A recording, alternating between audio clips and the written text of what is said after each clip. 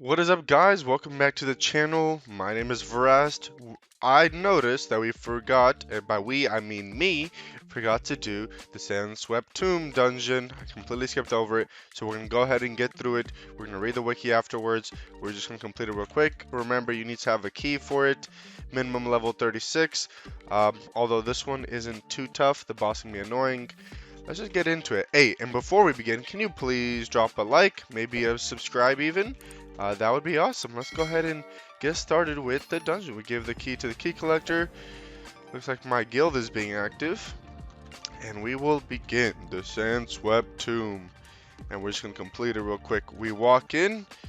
We have to step on the pressure plate. And then we just have to survive the waves. I have a very, very big pet now. Oh my gosh. So all we gotta do is survive, which actually isn't too tough. As long as you use your AoE abilities, it's a piece of cake. 5, 4, 3, and then a mini boss will spawn in the middle, and then once you defeat the mini boss, you will get the... Oh, nice. Well, I did get it. And now we're gonna give it here. Boop. And then we move on to the next one. Now this section is probably the little weirdest section. You have to go up to the top and come back down. So you gotta just simply run up there, running up, pressing the button, and then running all the way back down where the ground opens up. So just run in and then jump down in the water. Easy, easy, easy. Again, you just run through at this point. There's literally nothing to do besides just running. And guess what happens after we run here? Guess what? Possibly more parkour. It just really just depends. I got a PvP arena here. It was split off into 3 different PvP sections. You could get it'd be 2 PvP sections and 1 parkour. It just depends what you get. Okay, so I am super lucky and I get a PvP section. Come on, there we go. And I jump in. Whoa, after more running, we have more parkour. Actually, this place is beautiful. It is a very simple parkour. You just follow around. Here we go. Okay, here we are. And voila, we've completed it. And now, we just follow through. Big door. The door opens for us, we walk in, and then we have the same thing as in the beginning, where all we have to do is survive 60 seconds and the door will open. So I'll just stand here. 6, 5, 4, 3, 2, 1. Let's go! Yeah, so as you can see, this dungeon really isn't that hard. Of all the dungeons, I don't ever remember having too much trouble with this one besides the boss fight. Okay, once we enter in this room, you have to quickly run to the other side. The ground is going to break down after you, as you can see. It's not that fast, though. But if you fall down, you'll have to fight some extra mobs and stuff, and it's just not fun. Otherwise, you get to go to the boss fight, which is Hasher, a level 40 mob. Which, because we're leveled higher, shouldn't be too much of a fight. I do know that he has a few, like, extra levels. So we defeat him once, and then the ground breaks. Whew. And then we have to fight a second level of him. Or I think it was, maybe it's 2 separate levels. I can't quite remember. He isn't too tough.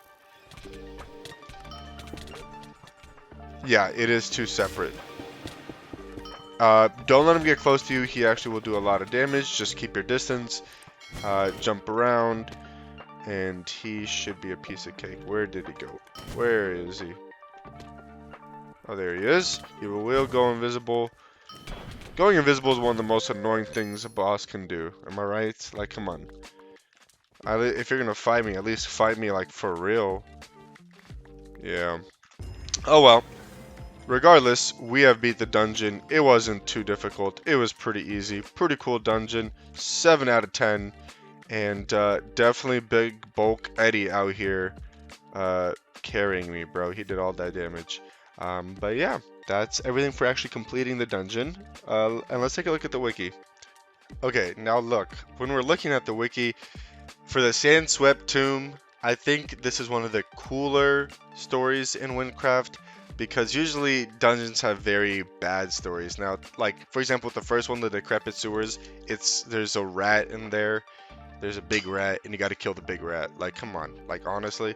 But this one has a bit more cool things because it's obviously, like a pharaoh from Egyptian lore, right? From Egyptian history. Sorry, and it has like actual reasoning for there to be a dead body in there, but that maybe is somewhat alive. This kind of has the same thing.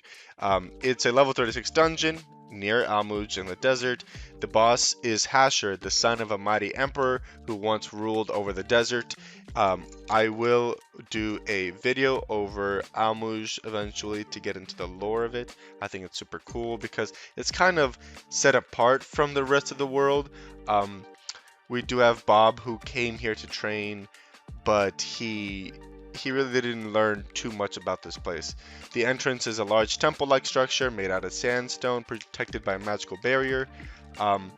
And you begin by talking to Lanu, and you do the stuff for it. The first room consists of a fighting challenge, like we said. And then Hasher says, "Who is the fool that has opened this accursed cage?" Whatever, dude. Whatever. As you can see, this dungeon is 85% battle, 0% puzzle, 15% parkour. I don't know why they say 15% parkour, because it definitely feels like a lot more, or it definitely can feel like a lot more, but it is mostly a fighting one, which is interesting.